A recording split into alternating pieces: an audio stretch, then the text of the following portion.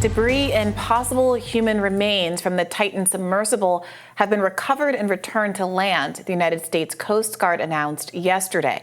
The Horizon Arctic, which was the vessel that sent out a remotely operated vehicle to search for the submersible, returned to port yesterday off the coast of St. John's, Newfoundland, carrying the presumed human remains and pieces of the Titan.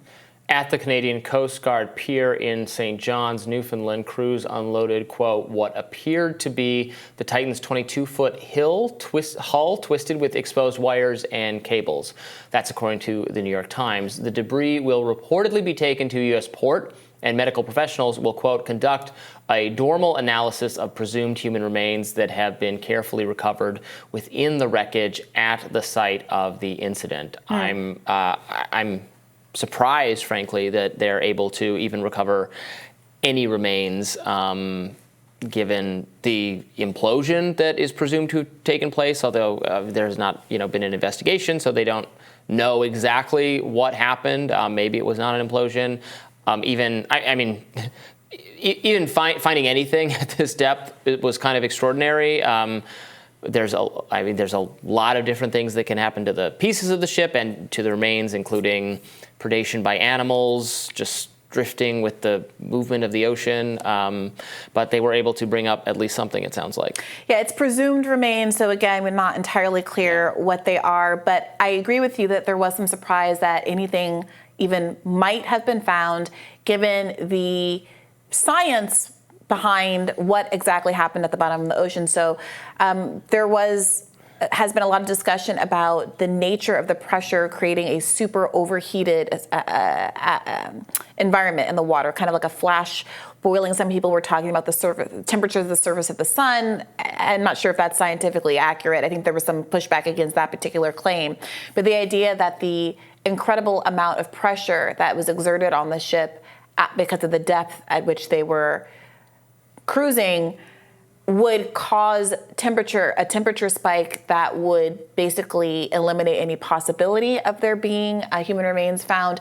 I know that there was someone who put together a video that attempted to model what likely happened in the incident, and I think we have it here for you. So this is essentially what happens when a submarine implodes underwater. It's very instantaneous as far as death when it comes to any lives that may be on board. Take that with a grain of salt, obviously. So we don't know that is exactly what happened. Right. But that is why I think that even the news of having reclaimed anything at all was a little bit surprising. Right. Now, OceanGate Expeditions, the company that sent the submersible down, still has dates listed for future trips to the site of the Titanic wreckage. The company has 2 missions for 2024 listed on its website, dated June 12th through 20th and June 21st through 29th, costing $250,000 per person, according to the website. I suspect they have not gotten around to updating the website and that those trips will not, in fact, take place. I was reading that this investigation that's going to take place for what went wrong, could take up to 2 years, the investigation itself. I can't imagine the company doing another trip anyway while it's under investigation. Well, look, as we discussed yesterday, part of the issue is that they didn't get the ship certified. It was the only ship qualified to go to that depth that had not been certified. So there's a world where they take the money, the $250,000 per person in fees to take people on these trips, and invest it into a new ship that is up to code, as it were, get certified, and there will continue to be an audience likely of people who want to see the Titanic.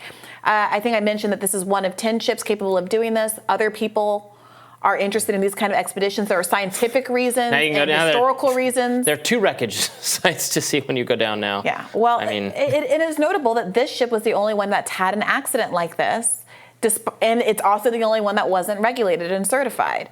So it's not necessarily an indictment of the whole scientific enterprise, and it frankly is probably a shame for other businesses who are reputable and are relatively safe, who now have to live under the cloud of this tragedy going forward. But I do think there's a world where this company, especially since the CEO apparently was the one who was really resisting a lot of the safety protocols that other employees, other whistleblowers at the company wanted to put in place. Now that he is deceased, it's perfectly plausible that the company could get up to code and frankly be very safe and even profitable going forward. Yeah, unless they're like sued out of existence. Yeah, that's yeah, we'll see if this company still makes or reincorporates under a different name with some of the same people, something like that. I can't imagine them doing. We've reopened for business, that seems very unlikely to me. But I would hardly be first in line either. More rising right after this.